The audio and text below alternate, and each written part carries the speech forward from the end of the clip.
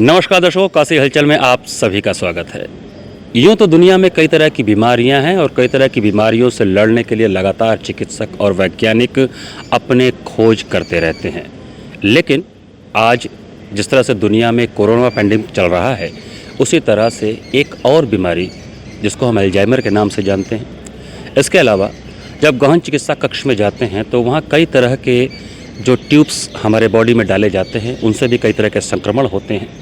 जो हम भोजन करते हैं, उस भोजन को किस तरह से खाना चाहिए कि जिससे हमारा पेट और हमारा मस्तिष्क स्वस्थ रहे, और अगर ये दोनों स्वस्थ रहते हैं तो हम कहीं न कहीं दुनिया की हर बीमारी से लड़ सकते हैं। इन सारे विषयों पर बात करने के लिए आज हम पहुँचे हैं वाराणसी के BHU में एक वैज्ञानिक के पास, जिनका नाम है डॉक्टर अभय सिंह।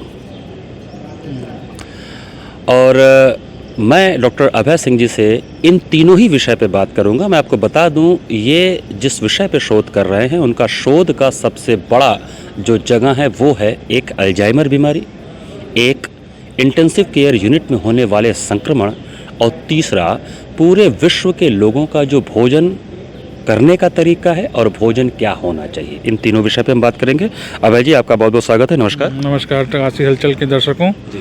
और पहला तो मैं बता दूं कि हमारी जो बीमारियां हमारी होती हैं, ये बेसिकली जो हमारा रहन सहन है, जो खाने का तरीका है और जो सोचने का विचार हमारे हैं, ये तीनों कारक हैं कि जो कि हमें किसी ना किसी बीमारी की तरफ ढकेलते हैं।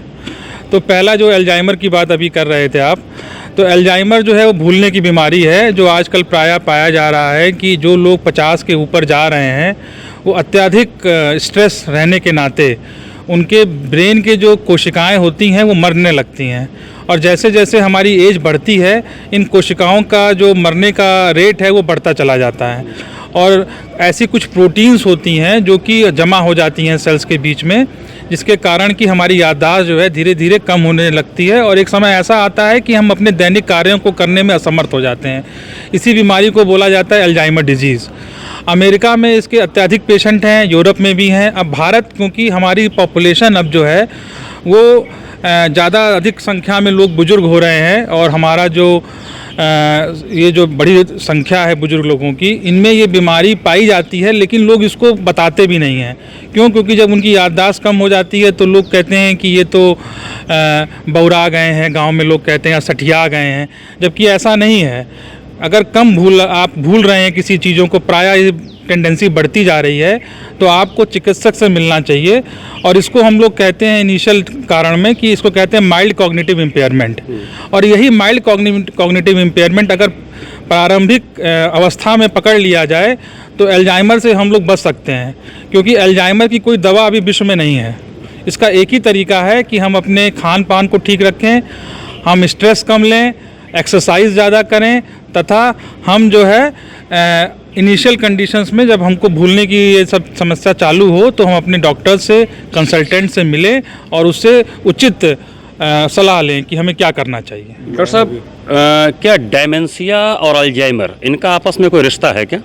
देखिए, डिमेंशिया एक सिंड्रोम है, बहुत बड़ा सिंड्रोम है, उसमें कई सारी बीमारियां आती हैं, और अल्जाइमर एक उसका पार्ट है। अल्जाइमर बेसिकली क्या होता है कि हमारे ब्रेन में जब हम भूलने की जो हमारा ब्रेन का एक पार्ट होता है, उसे कहते हैं हिप्पोकैम्पस। हिप्पोकैम्पस जो होता है वो हमारे लर्निंग एंड मेमोरी, इसको रेगुलेट करता है। हम कोई चीज़ लर्न करते हैं तो हमारे दिमाग की मेमोरी में जाके सेव हो जाता है। और जैसे हमारे पिताजी का क्या नाम है, हमारा शहर का क्या नाम है, ये लॉन्ग टर्म मेमोरी है, हम कभी भूलते नहीं हैं। लेकिन अल्जाइमर कंडीशन में क्या होता है, हम सब कुछ भूल जाते हैं। ना हमें अपने पिता का नाम याद है, ना अपना नाम याद है, हमें ये नहीं पता है कि घुसलखाना कहाँ है, जो कि हम प्रायः कर लेते हैं, पर ये ऐसी कंडीशन में हम भूल जाते हैं। इसे कहते हैं अल्जाइमर डिजीज़। ऐसे बहुत सारी डिमेंशिया होती है। वेस्कुलर डिमेंशिया है, क्योंकि जिसको हार्ट की प्रॉब्लम होती है उसको हो जाता है, जिसको लकवा लगता है उसको भी डिमेंशिया होता है। तो डिमेंशिया के बहुधा प्रकार हैं, लेकिन अल्जाइमर एक स्पेसिफिक प्रकार है जहाँ पे कि लर्निंग एंड मेमोरी डेफिसिट होता है। डॉक्टर साहब, लकवा भी एक बीमारी है जो कि ब्रेन से ओरिजिनेट होती है अधिकतर केसेस में। लकवा के ऊपर भी क्या कोई शोध हो रहा है, कुछ कार्य कर रहे हैं आप? हाँ, देखिए, लकवा जो है इस समय सबसे ज़्यादा जो डेथ रेट है वो लकवा से हो रही है। और ये देखा जा रहा है कि जो लोग 30 साल से ऊपर हैं उनमें भी ये पाया जा रहा है। लकवा बेसिकली क्या होता है, 2 टाइप का होता है। एक तो हमारे ब्रेन में जब कहीं कोई नस फट जाती है तो उसको कहते हैं हीमोरेजिक स्ट्रोक। और एक होता है कि जब कहीं नसों में जो खून जा रहा है वो रुक जाता है, उसे कहते हैं इस्कीमिक स्ट्रोक। तो दो टाइप का लकवा होता है। तो बेसिकली पाया जा रहा है कि जिसमें नस फट जाती है और पूरा ब्लीड कर जाता है, हीमोरेजिक स्ट्रोक, उसमें डेथ रेट बहुत ज़्यादा है। तो हमारे यहाँ काशी हिंदू विश्वविद्यालय में डिपार्टमेंट ऑफ न्यूरोलॉजी में Indian council of medical research ने इसके लिए एक स्पेशल रजिस्ट्री बना रखी है, जहाँ की सारे अस्पताल मिल करके जितने लकवा के केस आ रहे हैं उनके कारण क्या हैं। जैसे आज की डेट में स्ट्रेस है, स्मोकिंग है, अल्कोहल कंजम्पशन है, एक्सरसाइज ना करना है। मैक्सिमम लोग क्या होता है कि रात को लेट सोते हैं और सुबह लेट तक सोते रहते हैं, फिर ऑफिस चले जाते हैं। एक्सरसाइज ना करना सबसे बड़ा कारण है लकवा को आमंत्रित करना। और डाइट, हम जो लोग जंक फूड खाते हैं उनको सचेत हो जाना चाहिए कि जंक फूड में जितना ज़्यादा ऑयल और जितने ज़्यादा ख़राब पदार्थ पाए जाते हैं उतना किसी और फूड में नहीं पाए जाते हैं। इसलिए खाने को एक्सरसाइज रेगुलर करना चाहिए, खाना ठीक से खाना चाहिए, पूरी नींद लेनी चाहिए। लोग सोचते हैं सोना ख़राब चीज़ है, लेकिन सोना बहुत अच्छी चीज़ है। कम से कम 6 से 7 घंटा नींद लेना चाहिए। तो अगर ऐसा आदमी कर रहा है तो वो इस सब चीज़ों से दूर रहेगा। डॉक्टर साहब, एक आपका विषय और है, एक क्षेत्र है, वो है इंटेंसिव केयर यूनिट में जब मरीज जाता है तो सेप्टिक या सेप्टिमिया जो एक टर्मिनोलॉजी है, अक्सर हम लोगों ने सामान्य भाषा में सेप्टिक होना सुना है। और सेप्टिक का हम लोग इंजेक्शन लगवाते हैं अगर लोहे से चोट लग गया, किसी चीज़ से लग गया। तो डॉक्टर साहब, जब इंटेंसिव केयर यूनिट गहन चिकित्सा कक्ष में मरीज जाता है तो उसकी बॉडी में ऑक्सीजन के पाइप जाते हैं और तरह तरह की पाइप लगाए जाते हैं, और उसके कारण भी उसके बॉडी में संक्रमण होते हैं। इस विषय पर भी आपका कोई शोध चल रहा है? तो बेसिकली जब मैं अमेरिका में था तो वहाँ पे एक university of Pittsburgh medical centre है, वहाँ हम लोग रिसर्च किए काफ़ी इस पे।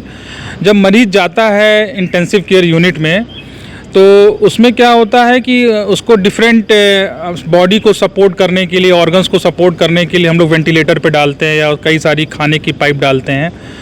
तो ये पाइप जो है थोड़े समय के लिए तो चल ठीक रहती हैं, लेकिन जब लंबे समय तक पेशेंट रहता है आईसीयू में तो क्या होता है कि पानी जा रहा है, उसी रास्ते खाना जा रहा है, तो बहुत सारे जो हवा में बैक्टीरिया हैं या फंगस हैं वो लगते हैं उस पाइप पे ग्रो करने। और उससे क्या होता है कि मरीज को डिफरेंट टाइप्स के और इन्फेक्शंस होने लगते हैं। इन सारे इन्फेक्शंस को, जैसे बैक्टीरिया इन्फेक्शन हो गया, वायरस हो गया, इवन फंगस का इन्फेक्शन हो गया, इनका सामूहिक को कहा जाता है सेप्टिसीमिया। तो ये जो सेप्टिसीमिया होता है, ये जब हो जाता है मरीज को तो उसके सारे ऑर्गन धीरे धीरे फेल होने लगते हैं। और एक ऐसा समय आता है जिसे कहते हैं कि मल्टीपल ऑर्गन डिसफेलियर, जहाँ कि आपके सारे ऑर्गन काम करना बंद कर देते हैं। ऐसे केस में मरीज को बचाना असंभव हो जाता है। और आज की डेट में जो ये कोविड-19 महामारी चल रही है और जो मरीज आईसीयू में जा रहे हैं उनके साथ जो मैक्सिमम फैटेलिटी हुई है, जितने लोग मरे हैं, मैक्सिमम सेप्टिसीमिया के नाते ही मरे हैं या सेप्टिक शॉक के नाते मरे हैं।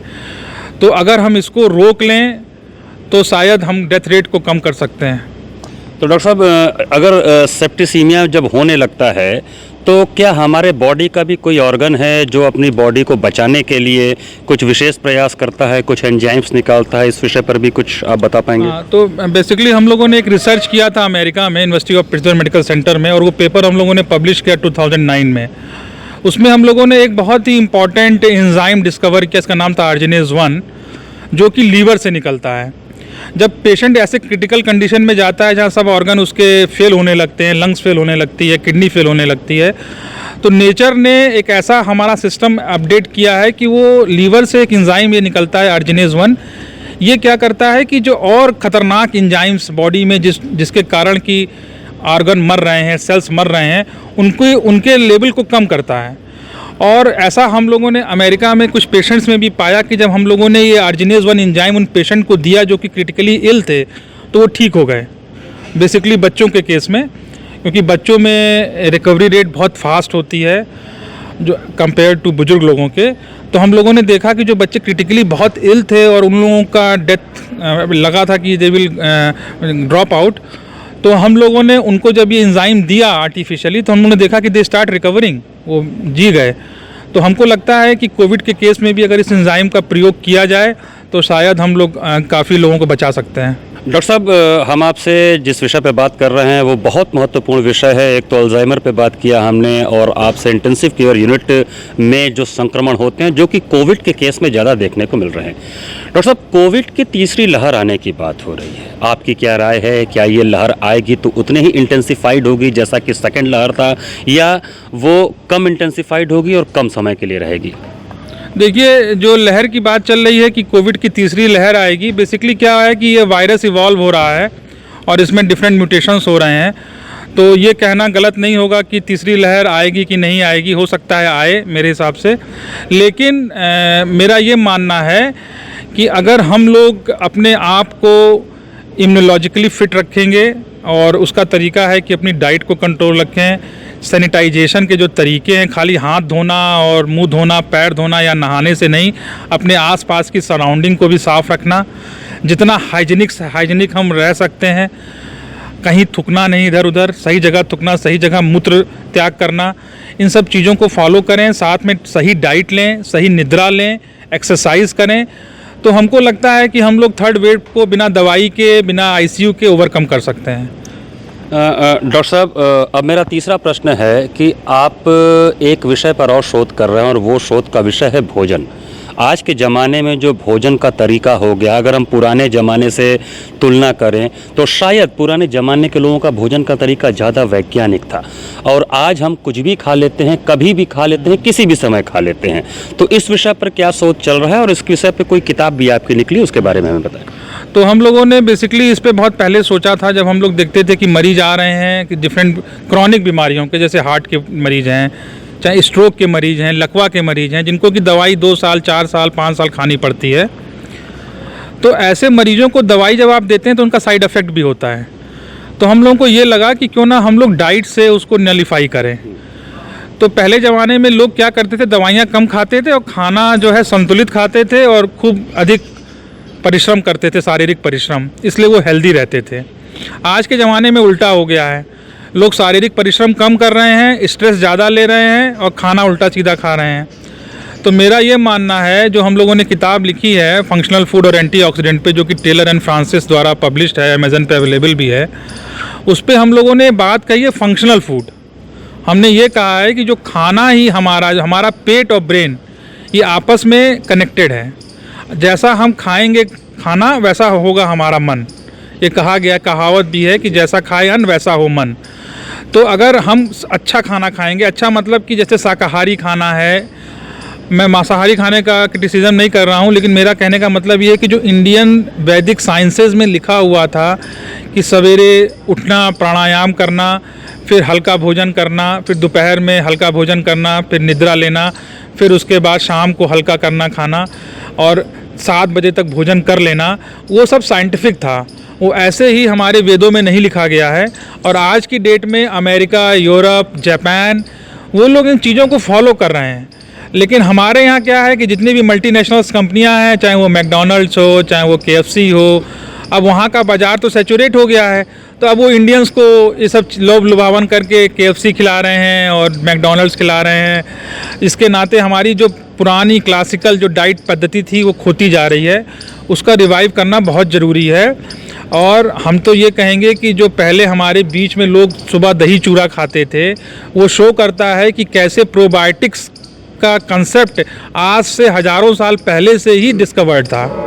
जो आज की डेट में अमेरिका प्रोबायोटिक्स और प्रीबायोटिक्स कर रहा है, वो हमारे ऋषि मुनियों ने आज से 1000 साल पहले लिख के गए हैं कि सुबह दही खाना चाहिए। कहीं बाहर हम निकलते हैं तो दही खा के जाना चाहिए, क्योंकि दही में लैक्टोबैसिलाई होता है, जो कि बहुत अच्छा प्रोबायोटिक होता है, जो कि मन को भी शांत रखता है, स्ट्रेस नहीं होता है, और पेट भी हमारा ठंडा रहता है। तो ऐसे खाने को खाएंगे जो इससे हमारा स्वास्थ्य ठीक रहे, और सोच समझ के खाएंगे। ये नहीं कि जहाँ चले गए वहाँ कुछ भी खा लिया। सोच समझ के खाइए और हाइजीनिक फूड खाइए, तो आप कभी बीमार नहीं पड़ेंगे। धन्यवाद डॉक्टर साहब। तो दर्शकों, ये थे डॉक्टर अभय सिंह BHU से, जो कि कई विषयों पर शोध कर रहे हैं, और मुख्य विषय जो इनका है, जो कि सच में एक बहुत ही महत्वपूर्ण है, वो है अल्जाइमर पे इनका काम चल रहा है। ICU में होने वाले संक्रमणों पे इनका काम चल रहा है। इनकी एक किताब भी आई है जो कई लोगों के सहयोग के साथ लिखी गई है, जिसमें बैलेंस डाइट, सही डाइट और क्या खाने से सबसे महत्वपूर्ण चीज़ ये है कि हमारे शरीर के दो महत्वपूर्ण अंग हैं, एक पेट और एक ब्रेन। अगर ये सही हैं तो दुनिया के हर तरह की बीमारी से हम लड़ सकते हैं। तो डॉक्टर साहब की कही बातों का आप अनुसरण करें और कहीं ना कहीं इस आधुनिक युग में तनाव जो ज़्यादा बढ़ रहा है उससे बचने का प्रयास करें, क्योंकि तनाव लेकर हम बीमारियों को बुलावा दे लेते हैं और तनाव से जितना बचेंगे उतना ही ज़्यादा से ज़्यादा हम अपने जीवन को खुशहाल बना पाएंगे। नमस्कार।